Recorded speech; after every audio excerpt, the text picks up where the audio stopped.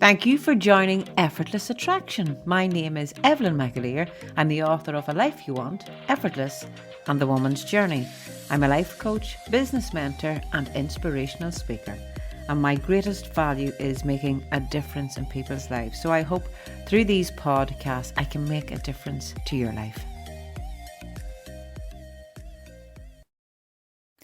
A little bit more information before we pop on over to the podcast. So we're currently residing in the stunning province of Almeria in the south of Spain.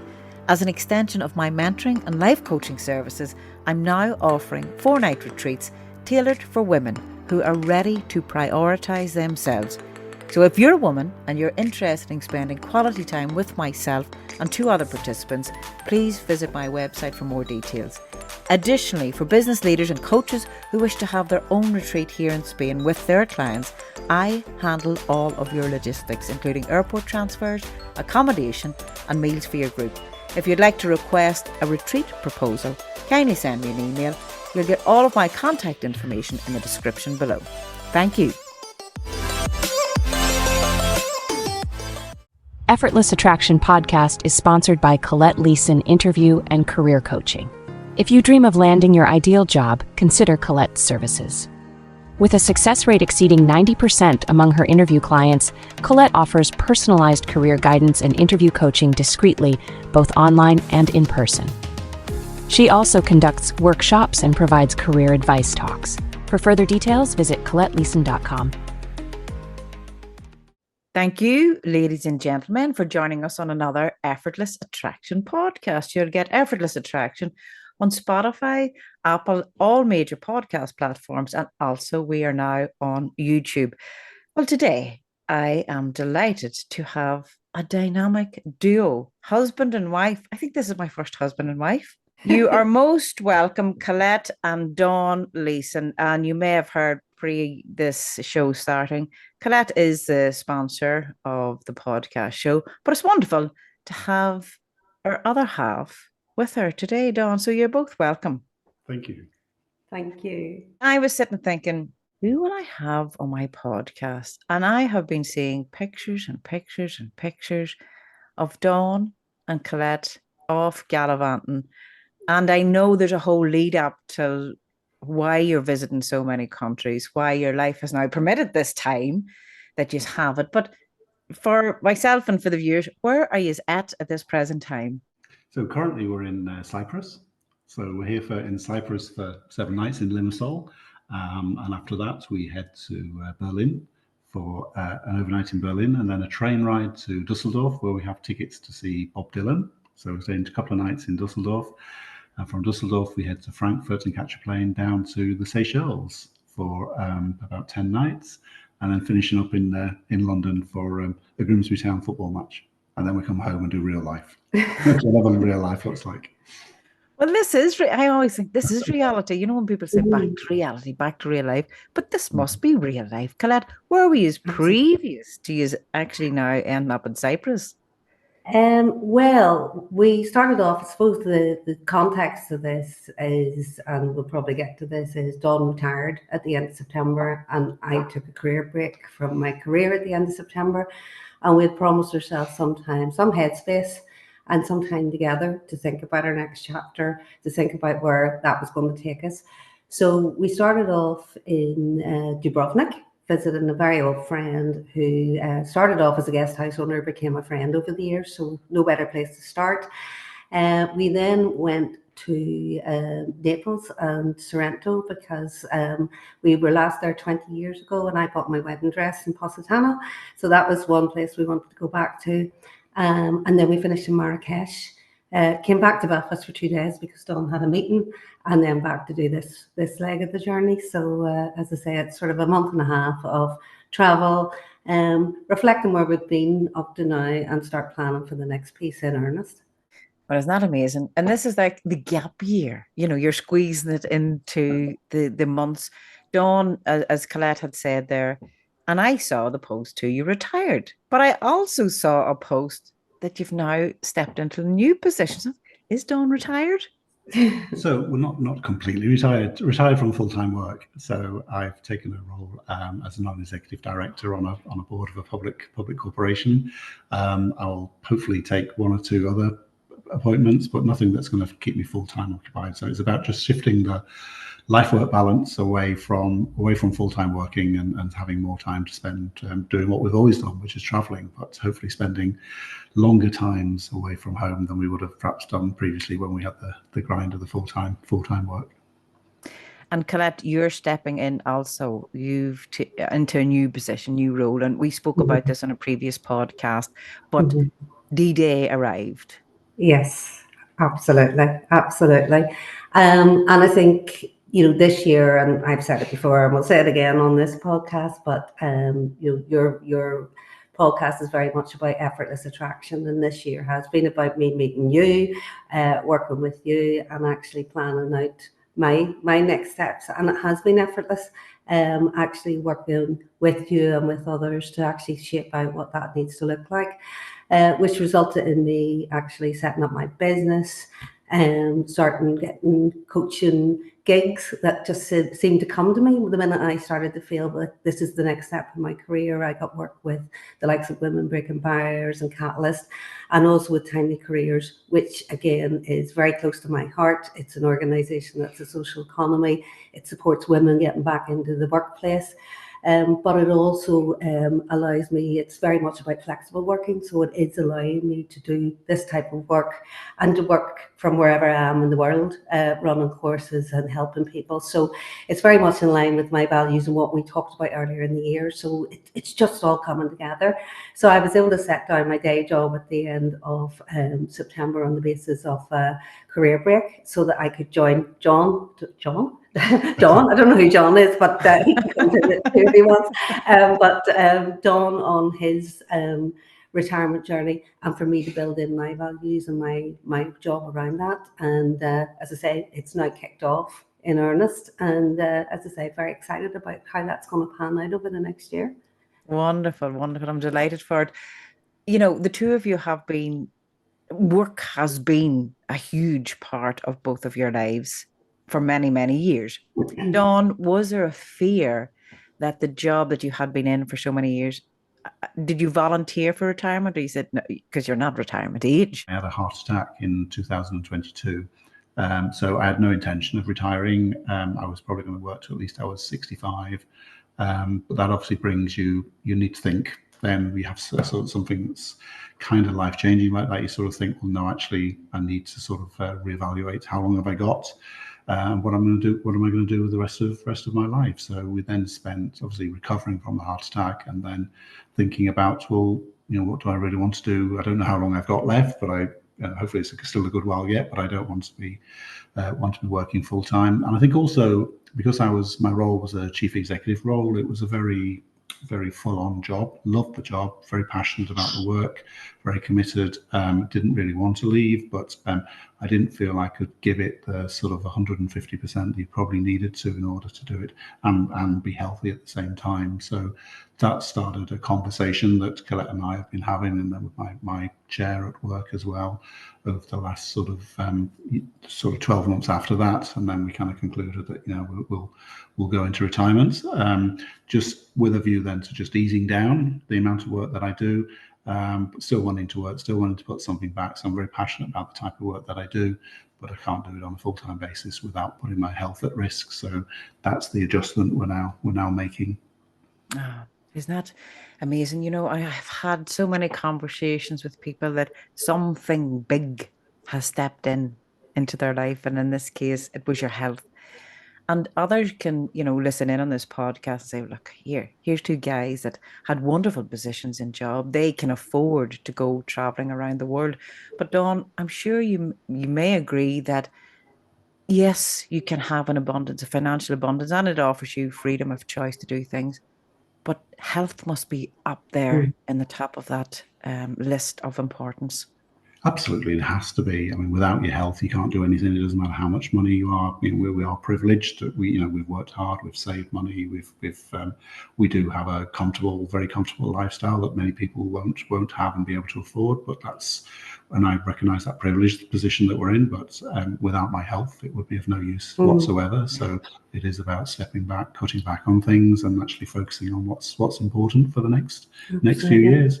Absolutely. And I think from my perspective, having seen what happened with Dawn, I knew and probably knew during COVID and, working in that I was in a job that, yes, it was paying good money. Yes, it was making sure that we could have the holidays and the lifestyle. But I was one of those ones that dreaded the Sunday night, dreaded the thought of work, dreaded the thought of going into work, and increasingly felt that the work that I was doing was actually not lighting my fire. I was taking a wage, but I wasn't giving anything back. I didn't have a purpose that lit my fire. And so I think for both of those reasons, I think both of us decided, well, look, there is a risk in us both walking away at the same time from well-paid jobs. But actually, if we want to build a next chapter that works for both of us, that we're both aligned to, and gives us both the physical and the mental health and enjoyment, I think that's the piece that sort of drove us to actually looking at, well, what would that look like? And how do we both adjust to that and adjust to it in the same time frame to make it work for us? As we evolve, as life evolves, we change, and because if we don't change, what's going to change? She said, we have to map out what's important here. So tell us this, a question, Colette. Have you learned anything new about Dawn now that you have had all this wonderful time of traveling, of little challenges that may arise here or there? Have you learned anything new about him? Have I learned anything new about him? I have learned that he is a bigger Grimsby Town fan than even I realised. We are Grimsby Town season ticket holders. My first date with Dawn was a Grimsby Town match in Belfast many years ago at Windsor Park, which he arranged to come to Belfast on the basis that Grimsby were playing. So I did know all of that. But on this break so far, we have watched Grimsby Town games on the laptop from Marrakesh. We also watched one in Dubrovnik. There's a match tomorrow, which we will be watching from Cyprus. So he is an ardent Grimsby Town supporter, and it does not matter where in the world we are going to be. I think they will be coming with us. So I think that's one thing I have definitely learned, that it's not just a fair weather fan he is. It's just sort of part of his DNA. So it is, and I just have to accept that now. Dawn, have you learned anything new about Colette and all of your travels? I don't think it's much new, because we've obviously been very close for the last 20 odd years that we've been together, and we do live in each other's pockets. We are very close, and we do literally everything together. I suppose the thing I've been observing really was around.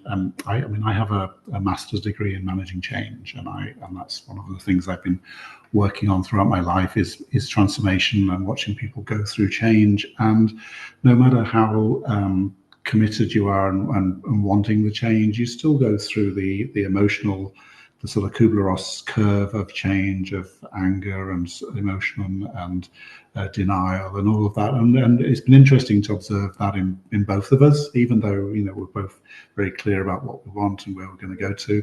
It is still quite stressful, because you are going through a transformation and a transition.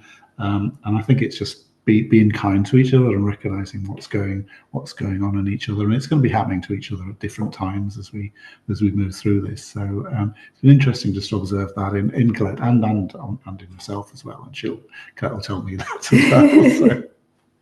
So what have you noticed in me, Nan, specifically? You avoided that question, right?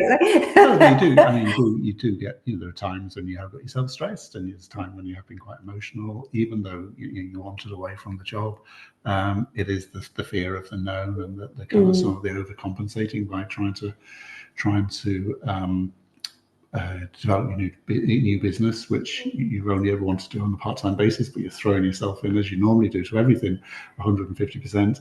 And even though you don't need to do that, there is a sort of a need to kind of secure the future and give you that certainty, even though the way we've approached this is very much seeing this as an emerging process. We didn't want to plan too much, so this holiday wasn't meant to be overly planned. The future is not meant to be overly planned. We're meant to allow it to emerge and see what comes along. And you've had wonderful opportunities come along. As you said, it's been effortless that they've come your way. And same here. I've had a couple of opportunities which I'm now involved in, and they've both come along just at the right time.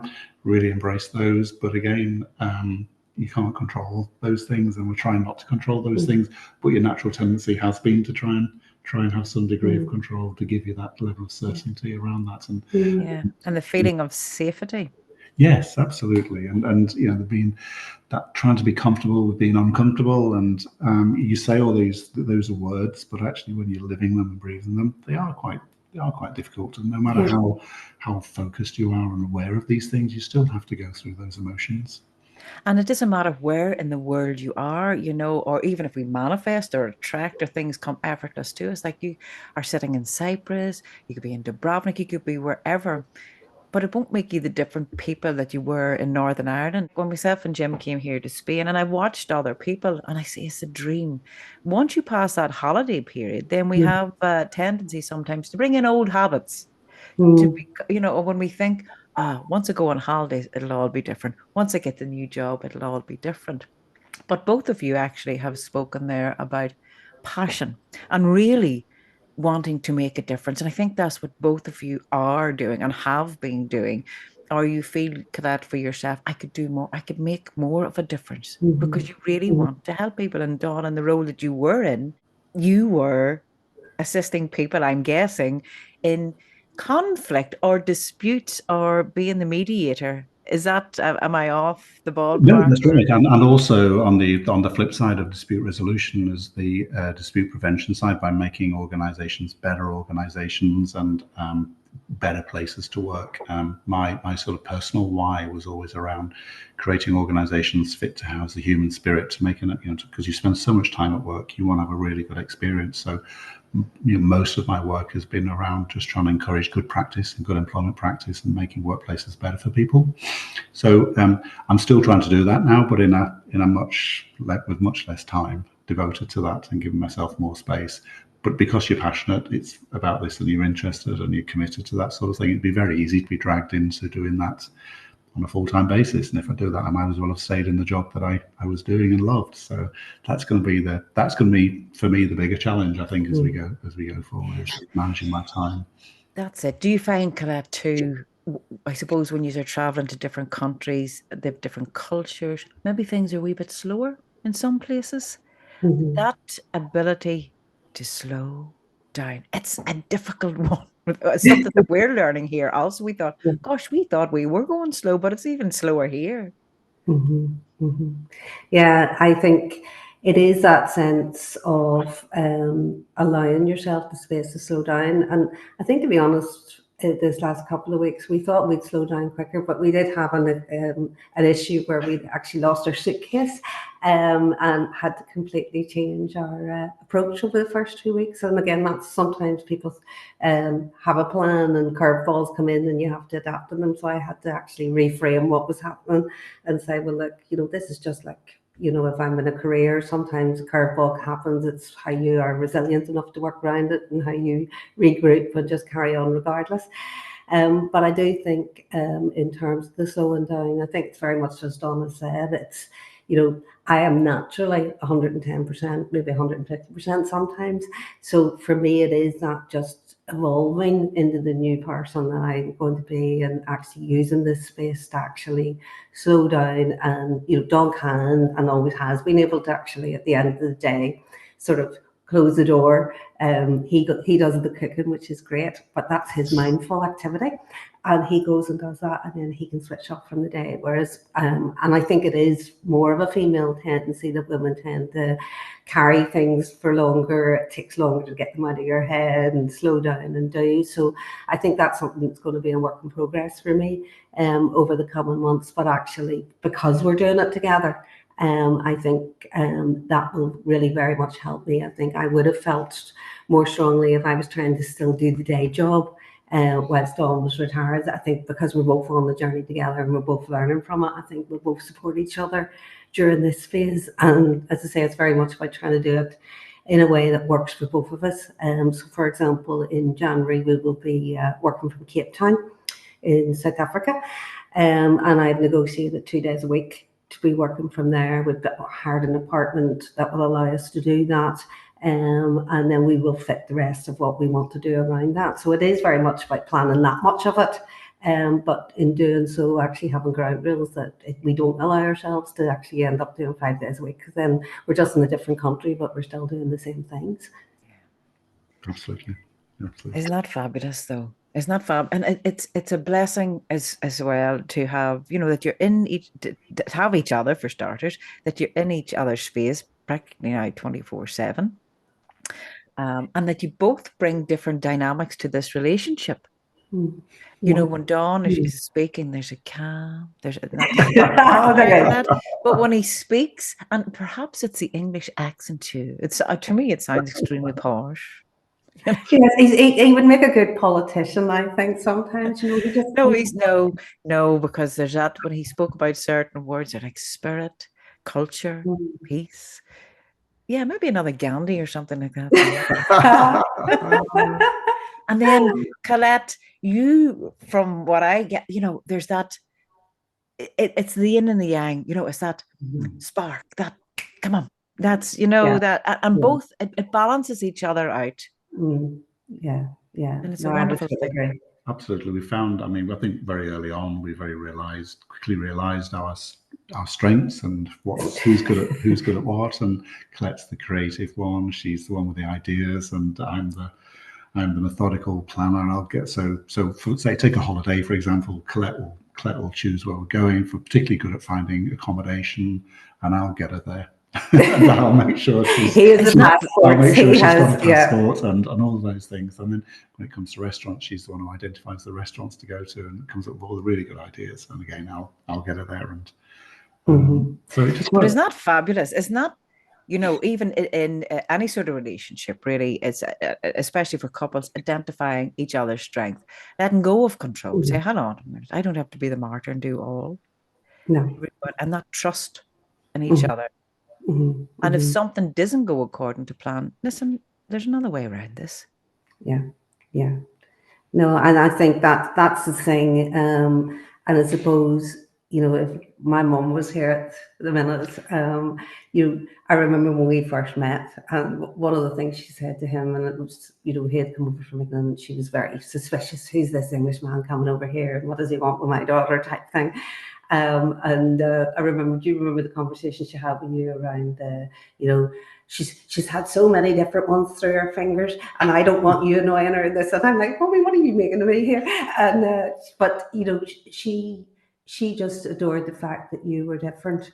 And the fact that, as I say, you were supportive with me, you wanted, it wasn't that case of sort of traditional look that maybe I would have gone for in the past. That was very much I'm a breadwinner and I need to be. Dawn was always very supportive. So that side of me that maybe I didn't see and was always my greatest supporter. So again, I think in terms of my personal growth, having somebody alongside me that actually was equally cheerleading me right the way through my career. And even what I'm doing now, it's like, no, go for it. We will make this work. You do it. In fact, don't do it as hard as you want to do it, because this will evolve. So he has helped me grow over the years as well. So I think actually having that supporter, having someone that sees you through decisions and is willing to actually help and support you rather than judge. I think that has been a big thing for me since we've got together. And as I said, my mum would see me with different various ones over the years, and she thought, no, as I say, she's not selling herself, but I think she thought I eventually got to the point where I picked right. You reminded me when you were saying there, and as something that Jim had said to me, and I will always remember it, and he does say it from time to time too. He says, Evelyn, I have always seen your worth. And that actually, said, maybe I never seen my worth. So, I commend men like Jim Kerr and yourself, Dawn, and vice versa for the female, the male, or whatever the relationship is, that we see each other's worth. Absolutely. And I think from now, it's now. I've been, to be fair, I've been going on at Colette for the last 25 years to do what she's now doing, and just to see her flourish and just to sort of become the person that she always should have been and always wanted to be. But she was trapped within a job within the civil service, and Yeah. that's now she's free to sort of go and do and be the brilliant person that I've always known she is, and she's always doubted she is, and now she's actually doing it, and that's just. You're not going to make me cry. Oh, I can see this lovely butterfly coming out. She has an abundance of drive. You know, they talk about the masculine energy and the feminine energy. You know, I think, Colette, I've always said this to you. I've seen this from day dot. An abundance of it. No matter where you were, you have drive, and you will succeed and get to where it is that you're going to, where you want to go to. And there's not many people, not a whole lot of people that have that, because they quit, they give up. You know, and you could easily say, look, I'll stay in the job where I'm at. Dawn's enough. We can financially support ourselves. But let's look at the bigger picture. And yes, that takes courage and that wonderful thing of support. And that's a blessing, an absolute blessing, to have someone in your life that you share each other's dreams. We may not get what it is. We don't have to understand, but it's having that support behind you that really encourages you to keep moving forward. Absolutely. And I think it's also, I suppose when you have that and that support, but also entwined with a sense of fun as well. Because again, I think for us, I was joking about the Grimsby time a bit earlier, but like the other big thing we do together is we both love Eurovision, and we go to the Eurovision Song Contest, and we have joint interests that are a bit random compared to our day jobs. But again, I think that's something else that connects us, that we can actually not take ourselves too seriously, and we have interests and hobbies that we both get and we both go along with and stuff like that. So that has been really liberating as well over the course of the years too. Well, any of the photographs that I have seen, and take this please in the best way, aren't they a goofy couple? But goofy as in childlike, fun. Yeah. No, I like that. A photograph of Dawn, and no, you wouldn't put the picture with the person hugging the suitcase when it showed up. But so happy. Isn't that a wonderful thing? I can be goofy, I can be childlike as well. Yeah. It's about being true to yourself, isn't it? Being the real person. And that's one of the things I've always said in work in terms of making organizations better, is that people have to show up as their authentic selves. And you have to bring that sense of fun, that sense of who you really are into the workplace and into all parts of your life. There's no point just, compartmentalizing your personality, because otherwise you're not going to be giving your best. You're not going to be having fun. You're always going to be under stress. You're going to be constraining yourself. So it is about being real and being the real you. And again, just to add to that, the work I'm doing, particularly with women at the minute, I see so many people constrained by the mask that they wear, that the roles that they are required to play, the fact that they are expected to do, or they feel they are expected to do, and they couldn't be this, they couldn't be that, they couldn't do. And actually, part of it is actually to be able to help others and to be able to support others. It's about actually being able to say, well, no, you can, and actually have role models, have people that you can say, well, look, you don't have to show up like this and be a suit and be a this and be serious all the time, and do it in the way traditionally it has been. It does need, and a lot of the work Dawn does around allyship and having more males coming forward, actually supporting women and stuff like that. I think it is about actually identifying people and being more realistic about, well, no, this is who I am. If you don't like me, that's fine. If I don't rock your boat, there are lots of other people you can go and talk to. But actually, to try and be something just to fit in with the in crowd, I suppose I did a lot of that when I was very young. And as I say, it probably constrained me within the cage rather than allowed me to actually embrace myself and be who I needed to be. So I think there's a lot in that around if goofy is good, and goofy actually allows you to have a better sense of mental health and physical health and enjoyment of life. Well, I'm gonna do goofy from here on in. There's a quote by David Bowie, which he says, "Aging is an extraordinary process where you become the person you always should have been." And to me, that is about actually you realizing who you are and actually being comfortable with who you are and actually being real in all circumstances and in whichever environment you are, being comfortable with that person. And I think it's only with age that you gain that confidence. To actually be this is really who I am. I don't need to pretend to be somebody else, whether that's in work or at home or at play, wherever you are. And I think that's certainly I've experienced that over the years, and I think Colette has as well. Absolutely. And I think, for me, it is about, we probably have a duty to actually encourage. When you look at social media now and everybody's expectations about Generation Z and all of this wonderful stuff, we have a responsibility for our own generation, but those coming after us, to actually say, look, forget about what everything else is telling you. You do have to embrace who you are and actually start to allow people the space to be able to do that and to be, individual and not be a clone of everyone else. And I think that's something that actually I have learned over the years once I embraced myself and all that I was. Actually, that whole effortless attraction is what you start to jump into, because actually you take away all the barriers to people being able to actually work with you, and you actually start actually attracting it because you're allowing it to come to you. That's it. It's the evolution, isn't it? Perhaps when we were younger, we want to be in the title. Sure, there are grand titles that you've held, and we become some, and not saying everyone, but it's that title maybe, or it's the having more. If I have that, how will I be seen to others? That need or want for power or control or things like that. And I suppose you're not the same boy or girl you were at 16, or 26 or 36. And we keep just evolving and changing and learning. And I think if you become more at peace within yourself, I think you can be at peace with all, and you will have so much blessings in your life. But it has to start with ourselves. It has to start with Dawn. It has to start with you. It has to start with us, and then we attract and bring those people into our lives. So I want to ask you this question. If people were to step into your life, they weren't on the same wavelength as you, they were having different conversations and had different thoughts, how do you step away from that? Gosh, so I think, to me, you have to be true to yourself, and I always find it when you're dealing with people you don't get on with, there's no rapport, then it is, as best you can, is to move away.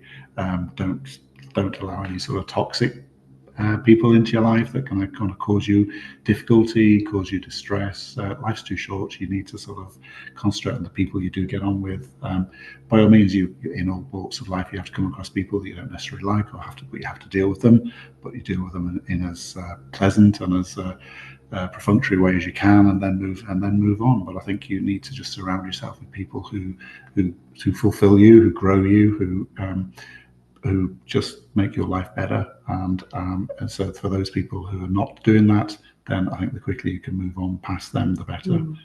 If you can help them in any way in doing so, through any sort of support and so on, by all means do that. But I think you have to look after yourself first and foremost. And it's not a selfish act. Thank you, Dawn. Now, Colette, I'm going to go to you and ask you a question about drive. I love people that have drive, but it doesn't consume them. And you have made a big change, a big step away for yourself. What advice would you offer, well, say for even women or men that are contemplating this change? Where do you find that drive? Well, my view on this is that everyone has the potential to be. I think a lot of what holds us back is ourselves and our own sense of fear that it'll never, or I could never, or I ought to, or I should, or why everyone's going to think if I walk away from the job. So I think for me, it is a case of, and where I want to help people now is to be able to actually say, well, look, you don't just walk away, and I think you do need mentors, you do need supporters, you do need to actually read and find people who actually will help you to think it through and support you. So that when you do make the step, it looks like I've just walked away at the end of September. I took a lot, learned a lot of stuff and became a student again, and allowed myself to learn from other people like yourself who were able to actually inspire me and whatever. So my first, I suppose my advice, very wrapping this up quickly, would be take the first step, talk to someone, don't rule it out.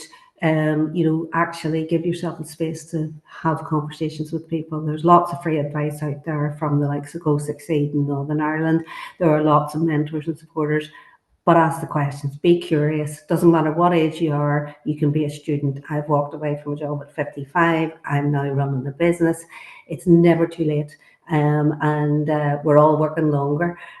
So therefore, why not just have the conversation, ask, be curious, be nosy, talk to people who have done it, and just never say never. And as I say, I think that's certainly why I've gone into the line I've gone into, because I love seeing other people getting to a point where actually they are making choices that's more in line with their values and doing things that they get joy getting up in the morning to do. Lovely. No, I've one more question. For the two of you, it's a simple one. How important is gratitude? Hugely important. Hugely important. You've got to be. You've got to recognise the privilege that you have, and understand that not everybody has that privilege. You need to be aware of that. It keeps you grounded. It keeps you real. And I always talk. I do a talk on inclusive leadership, where we talk about imposter syndrome and how that everybody has imposter syndrome, and everybody, even like Einstein famously felt himself an imposter. And to me, that's about keeping you grounded. It's actually, it's a check to yourself that actually maybe I don't get carried away. I don't be too overconfident. I want to be real, and recognize that. And I think that's part of the whole gratitude piece, is just recognizing that yes, you've got privilege. There are things that I can do today that other people can't do, and I will manage myself in such a way that I'm not going to cause offense to other people, but I'm going to just live every day as I can, be very grateful for what I've got, and just be very, very happy. Colette? Gratitude is a critical element. I spent my early years getting the job, just as you said, getting the job, pleasing people, pleasing my family, doing what I felt was right, but was deeply unhappy, was drinking too much, was smoking like a train, and was just using substances just to keep me with the mask and pretending that was who I was, etc., etc. Now I am just so grateful to actually have enough, to be good enough, to be perfectly good enough. You talked about the talk you used to do. I used to do a talk called Perfectly Good Enough, and it was about actually setting down the need to be perfect, setting down the need. And I am so grateful now that basically what I need comes to me, and that I let things flow. And every day is a new adventure, every day is a new chapter, it's a new day for me to write the story. And if I don't like a page, I can go back to the page and rewrite it tomorrow. It doesn't have to be the full chapter or the full book, as long as I keep control of the pen. So I am grateful every day I get another opportunity. And I suppose that's really from a lifetime of trying to fit in and trying to control. Now I am grateful for the chance to actually every day have a chance to make a difference.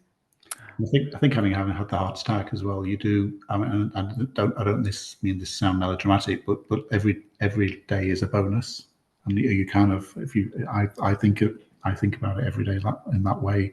Not that I'm okay, I'm lucky to be here, but I want to make sure I make the most of every day I've got, because you don't know when that time's going to run out. So enjoy that time while you have it. Well, I am very grateful that we've had this conversation this morning. I'm grateful I had no questions, because I love just the flow of this. I'm grateful to know people like yourselves, and I'm so grateful that both of you are here in this life, making a difference to your own lives, to each other's lives, and to the lives of many, many other people. I wish you continued health, lots of goofiness and fun and love and laughter. And keep posting them lovely photographs of your travels. Dawn and Colette Leeson, thank you so much for your time today. Thank you. Thank you. Take care. Speak soon.